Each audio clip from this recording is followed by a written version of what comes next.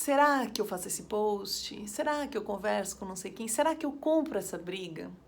Será que eu gasto a minha paciência, o meu tempo para conversar com essa pessoa que eu sei que pensa tão diferente de mim?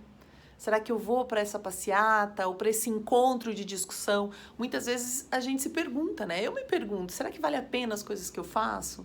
Será que vale a pena essa discussão num momento político tão complicado? Será que vale a pena fazer vídeo, por exemplo? Né? Eu fiz muito pouco vídeo esse ano, tenho feito muito pouca coisa.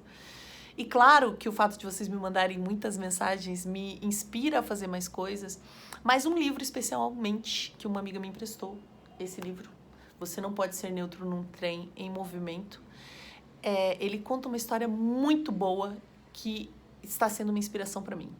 O que acontece?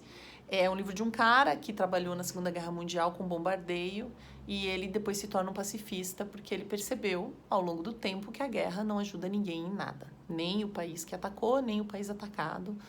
Tudo acaba continuando ou ficando mais perverso ao longo do tempo. E ele também, depois que ele trabalha na guerra, ele vira professor num lugar dos Estados Unidos, no sul dos Estados Unidos, na década de 50, final da década de 50, onde era muito racista, né? Um espaço muito racista, onde os negros tinham nenhum direito, começava o movimento de luta por direitos. Só que nós, o que ele demonstra no livro? Que nós, a gente fica sabendo as grandes coisas da história, né? A gente sabe dos grandes movimentos. A gente sabe de uma marcha muito importante, de quando os negros fizeram um movimento de sit-ins, que eles ficavam sentados em alguns restaurantes, onde era proibida a entrada deles, e eles se recusavam a levantar até que fossem atendidos. E aí eles eram presos, né? Eles tinham um movimento muito grande, não violento, né? De uma resistência não violenta ao que acontecia com eles. E a gente fica sabendo dessas coisas, que acabam entrando para a história por serem maiores, por envolverem mais pessoas.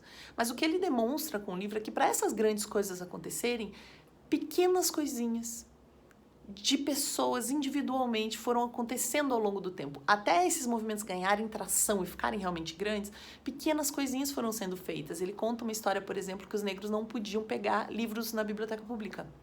Então, eles fizeram um movimento lá na escola onde ele dava aula e os alunos iam na biblioteca e pediam, por exemplo, a Constituição dos Estados Unidos, livros sobre liberdade que estavam em voga na época, ao ponto dos bibliotecários começarem a ficar constrangidos. Todo dia eles se organizavam e todo dia chegava um aluno lá pedindo esse livro. Ele pedia a Constituição, onde todo mundo é igual. Até que chegou um ponto onde os bibliotecários não aguentaram mais, se reuniram, conversaram com a sua liderança e liberou-se o acesso a livros pela comunidade negra. Então, a gente fica sabendo das coisas grandiosas, mas elas só foram possíveis porque um monte de pequenas pessoas, um monte de pessoas individualmente, né, um monte de ações consideradas pequenas foram se somando até aquilo acontecer. Então, em épocas onde a gente pensa que a gente está mais sozinho, né? Nesse momento onde direitos humanos são uma coisa que virou ideológica, né? Uma coisa absurda, assim. Eu recebo ataques por coisas absurdas, não tem sentido nenhum, né? Você lutar pela vida das pessoas, pela igualdade, pela fraternidade, tudo isso tá um caos hoje no Brasil. E esse livro mostra, porque ele vai contando uma história longa, né? Você vê isso ao longo do tempo. Às vezes, no nosso micro-universo, é complicado você olhar e perceber. Agora, quando você olha ao longo do tempo, você vai ver isso, né? Os grandes movimentos e as grandes conquistas são soma de muitas pequenas conquistas de pessoas que não se subjugaram.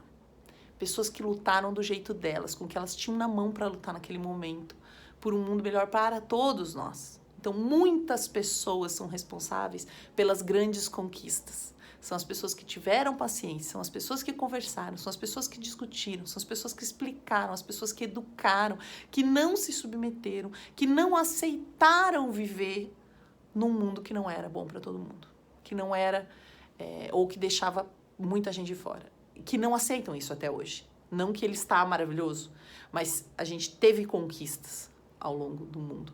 E a gente pode ter ainda. Então, isso me motiva, sabe? Me deu uma esperança legal.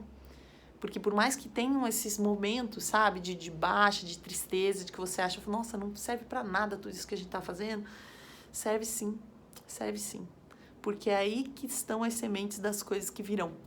São as sementes, é o adubo, é a água para essa semente, é o sol que vai iluminar essas sementes. Às vezes não seremos nós que vamos conquistar algumas coisas. Nós não vamos ver as conquistas, nós não vamos ver as soluções que a gente almeja, que a gente busca e que a gente tenta construir. Mas nós estamos fazendo parte disso sim. A gente faz parte disso com cada escolha, com cada palavra, com cada atitude.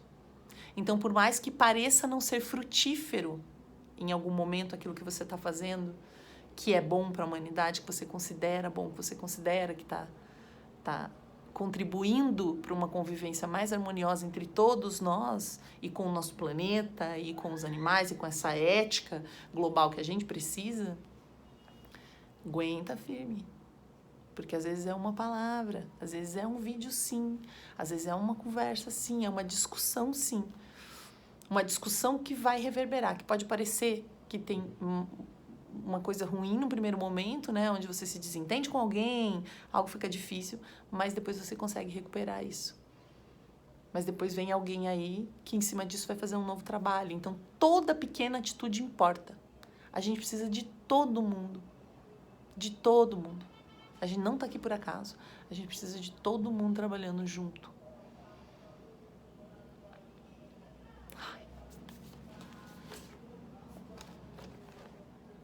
Não dá para ser neutro num trem em movimento. Se um trem tá indo para a direita e você tá dentro do trem, se você não fizer nada, ele vai continuar nessa direção. Essa é a questão. Né? Você não tá neutro. É uma ilusão. É você fazer uma autoenganação, achar que você tá neutro num trem que está em movimento. Se esse trem está indo para cima e você não fizer nada pela rota dele, ele vai continuar indo para cima e fazendo o estrago que você sabe que ele vai fazer. Então, temos que nos posicionar. Não existe neutralidade. É uma falsa ilusão, né? De que eu tô aqui na minha bolha, na minha vida e não preciso fazer nada. É isso que ele fala com essa história do trem em movimento. Então, recomendo a todos. Muito obrigada, minha amiga que me emprestou o livro.